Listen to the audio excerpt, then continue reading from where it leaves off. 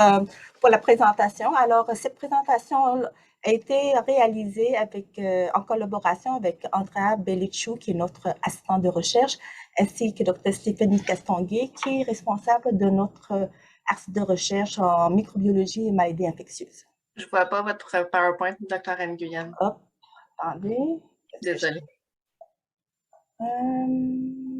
Alors, Il y a quoi que ce soit, je l'ai.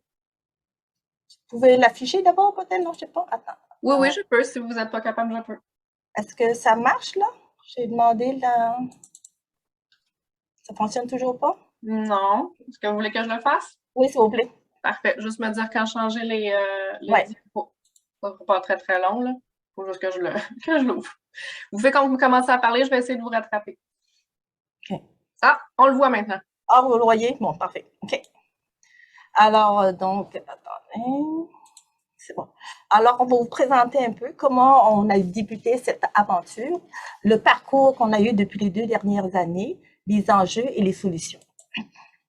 Alors, on commence, vous en souvenez tous, du 11 mars que l'OMS a déclaré la pandémie de COVID-19.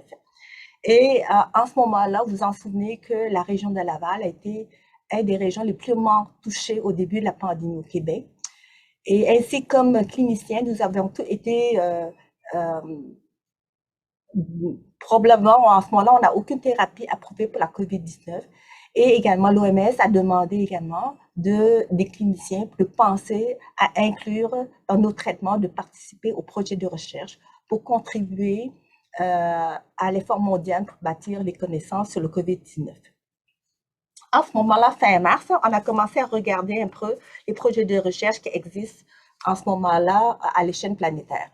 Et en ce moment-là, la première étude, vous en souvenez sûrement, l'étude de solidarité de l'OMS. Et en ce moment-là, au Canada, c'était l'étude CATCO qu'on aurait pu participer.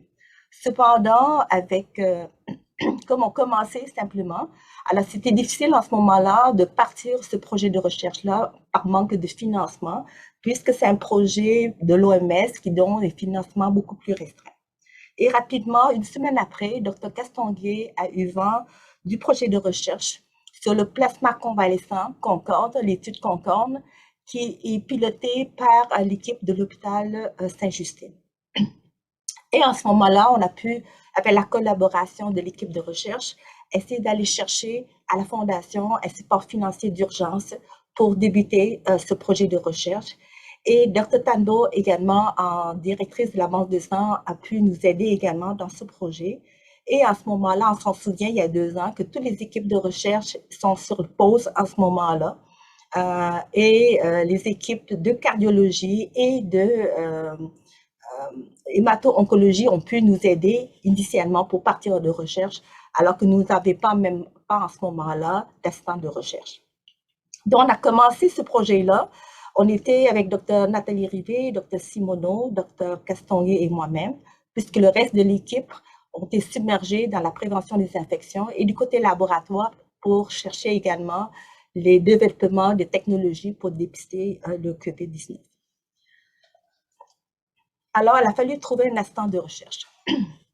Et en ce moment-là, on a donc commencé l'équipe.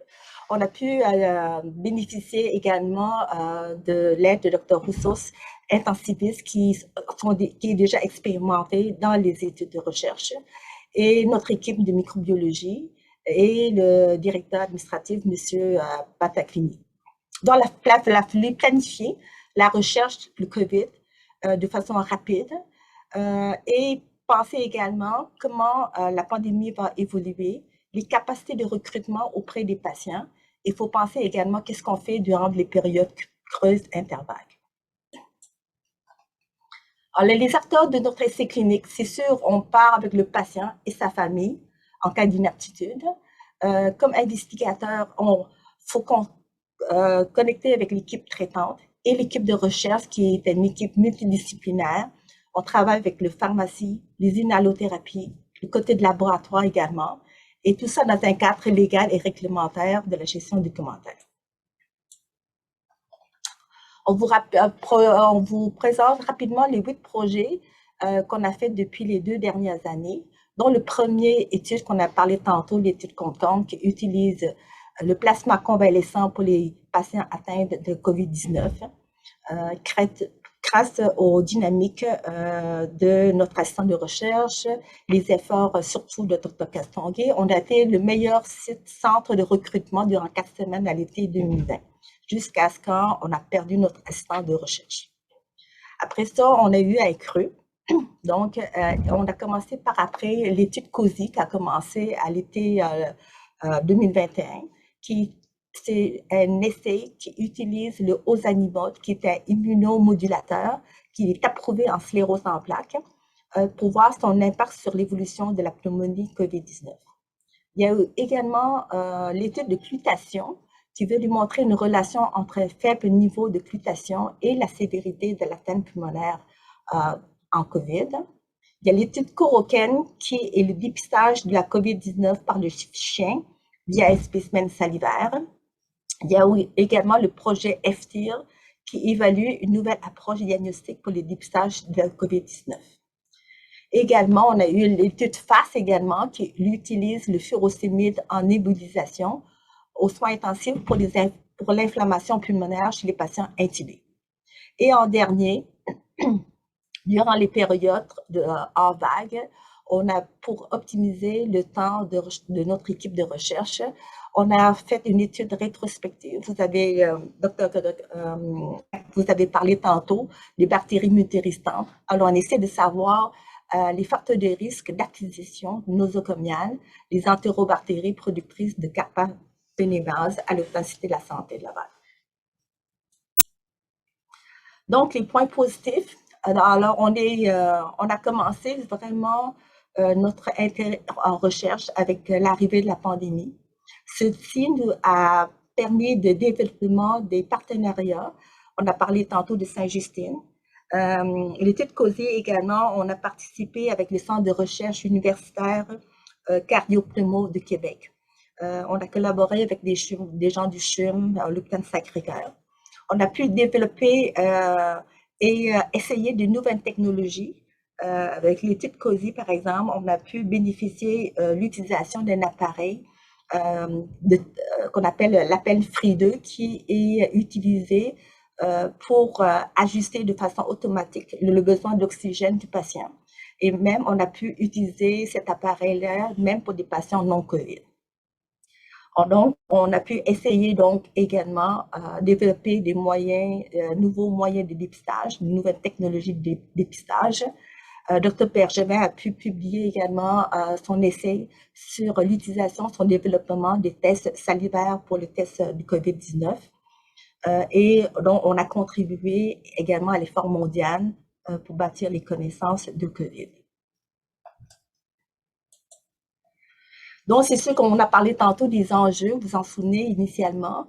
Notre premier enjeu, c'est surtout trouver du financement. Et là-dessus, on a pu bénéficier avec l'aide de M. Battaclini et de la Fondation également pour partir l'activité de recherche et également maintenir cette année également le financement des activités de recherche. Initialement, c'est surtout trouver du personnel, vous en souvenez, on n'avait pas de traitement, on n'avait pas de vaccination à ce moment-là. Trouver du personnel, travailler en zone rouge, c'était tout un défi. Initialement, on remercie encore l'équipe de recherche de oncologie qui nous ont donné un très bon coup de main à ce moment-là, initialement. Également, l'équipe de recherche également, il a fallu bousculer les protocoles habituels pour approuver les demandes de l'approbation des études de recherche. C'est sûr que aussi les enjeux également, avec les études, des fois, qui pourraient être très intéressantes, mais qui peut perdre sa pertinence rapidement avec les nouveaux traitements approuvés dans le COVID. Également avec l'arrivée également de la vaccination également, qui vont moduler la réponse des projets de recherche également. Initialement aussi, on a eu aussi la problématique de rareté des équipements. On parle des tubes de prélèvement, les écouillons, les masques, donc il a fallu improviser et trouver des façons de s'en sortir. On a parlé également tout à l'heure du personnel, l'apport du personnel, l'enjeu du délestage du personnel, le personnel qui est malade initialement, donc c'est tout un défi également. Et depuis 2 ans, malgré la surcharge de travail des équipes de soins, les gens ont toujours été intéressés de participer à la recherche et cela, on les a vraiment, nous a aidés vraiment dans nos projets. Et bien sûr, la clientèle. Initialement, on a surtout des patients âgés, débilités, souvent en CHSLD. Il fallait aller chercher l'implication de la famille. Surtout en ce moment-là, vous vous en souvenez qu'on n'a même pas, les familles ne pourraient même pas venir visiter les patients. Donc, c'était tout un défi également, les impliquer dans l'acceptation des projets de recherche. Et bien sûr, depuis ce temps-là, maintenant, on a surtout des patients plus jeunes, mais également, malheureusement, c'est des gens qui sont anti-vax et donc également des gens qui sont réfractaires à la recherche.